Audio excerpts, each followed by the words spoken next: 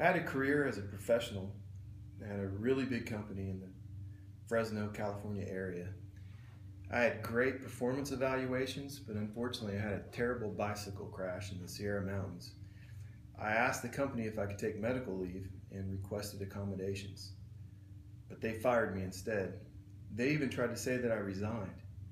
I felt like I'd lost everything: my career, my pay, my benefits, my retirement. And I needed some help, and Bryant was there for me. He said he would take the case with no fees, and he even advanced some of the cost-related expenses for me. He forced the employer to preserve evidence, work-related emails and things like that. And he got my claims filed for me for discrimination, and then he went to work with subpoenas and got all the witnesses to show up and gathered the evidence that was necessary, all while keeping the cost low.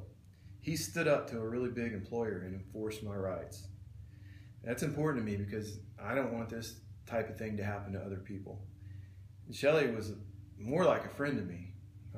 He spent a lot of time with me. He was very responsive to my communications, my telephone messages and whatnot.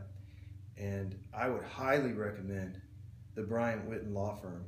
They specialize in employment law, and that's what you need in a time like this.